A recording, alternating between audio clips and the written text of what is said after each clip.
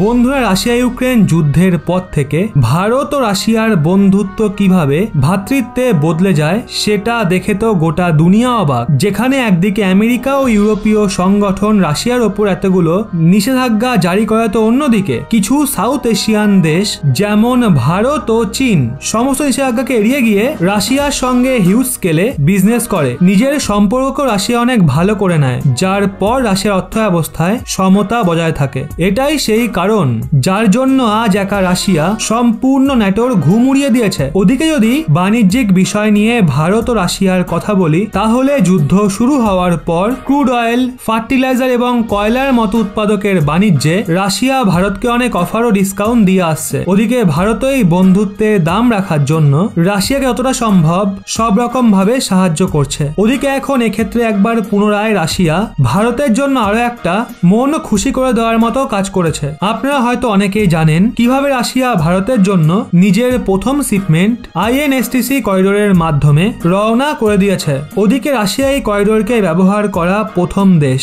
এখন এক্ষেত্রে আরো একটা খবর বেরিয়ে সামনে আসছে, যাতে রাশিয়া এই INSTC করিডোরের মাধ্যমে রেল রুটের থ্রু ভারতের জন্য পুনরায় নিজের একটা কন্টেনার ট্রেনকে ইরানে পাঠিয়ে দিয়েছে। ওদিকে ইরানে পৌঁছে যাওয়ার পর এই কন্টেনারগুলোকে ভারতের জন্য সমুদ্র পথে রওনা করে দেওয়া হবে। এই ট্রেনে 39টা কন্টেনার লাগানো রয়েছে, যেটাকে ইরানের মাধ্যমে ভারতে পাঠানো হবে। INSTC করিডোরের সহায়তায় ভারত ও রাশিয়ার একে অপরের সঙ্গে বাণিজ্য করতে অনেক সুবিধা হয়, কারণ এই করিডোরের মাধ্যমে ট্রান্সপোর্টেশন কস্ট অনেক বেঁচে যায়। সেই সঙ্গে আপনাদের জানিয়ে দেওয়ার জন্য বলি, INSTC 7200 কিলোমিটার লম্বা রুট, এই যে অসামুদ্রিক রাস্তা আছে যা ভিন্ন ভিন্ন দেশের মাধ্যমে ইন্টারন্যাশনাল ট্রেডকে সহজ করে তোলে। এই করিডোরে Bharat, Iran, Afghanistan, Armenia, Azerbaijan, Russia, central Asia এবং ইউরোপের কিছু দেশ সামিল রয়েছে, যেখানে একটা দেশ সহজভাবে কম ট্রান্সপোর্টেশন কস্টে অন্য দেশের সঙ্গে বাণিজ্য করতে পারবে।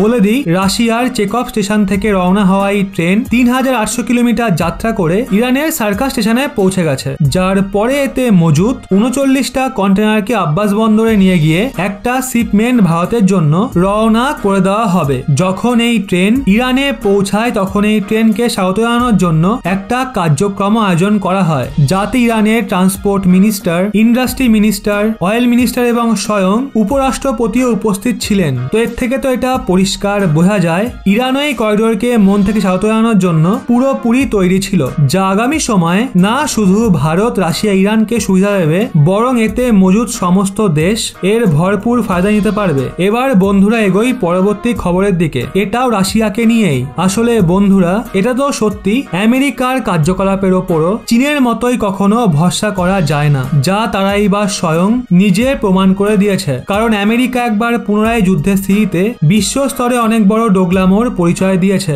আসলে খবর পাওয়া গেছে রাশিয়ার ওপর এতগুলো নিষেধাজ্ঞা জারি করার পরও আমেরিকা ISS অর্থাৎ ইন্টারন্যাশনাল স্পেস স্টেশনে রাশিয়ার সঙ্গে মিলে নিজের ফ্লাইট পাঠানোর সিদ্ধান্ত নিয়েছে। রিপোর্ট অনুযায়ী আমেরিকা পুনরায় রাশিয়ার সঙ্গে মিলে ISS এর উদ্দেশ্যে ওরা শুরু করবে। আপনাদের বলে দিই, যেখানে রাশিয়া ইউক্রেন যুদ্ধ শুরু হওয়ার পর থেকে আমেরিকা বিশ্বস্তরে রাশিয়ার আলোচনা করে, ওদিকে তার সহ ইউরোপিয়ান দেশও রাশিয়ার বিরুদ্ধে চলে যায়। ওদিকে যখন কথা আমেরিকা ডেভেলপমেন্ট নিয়ে ওঠে, তখন সে ফট করে নিজের পক্ষ বদলে নেয়, যার জন্য ইউরোপীয় দেশগুলো বিশাল ঝটকা খেতে চলেছে। কারণ ইউরোপ রাশিয়ার থেকে নিজের বাণিজ্যকে পুরোপুরি বন্ধ করে রেখেছে, আর বর্তমান বৈশ্বিক পরিস্থিতিতে এই দেশগুলো দ্রব্যমূল্য বৃদ্ধির সামনা করছে। ওদিকে এই সিদ্ধান্তের ওপর নাসা স্বয়ং নিজের স্টেটমেন্টকে মিডিয়া এজেন্সির সামনে রেখেছে। এই সিদ্ধান্তের বিষয় বলে নাসা বলেছে, ইন্টারন্যাশনাল স্পেস স্টেশনকে সর্বদা আমেরিকা, রাশিয়া, ইউরোপ, জাপান ও কানাডার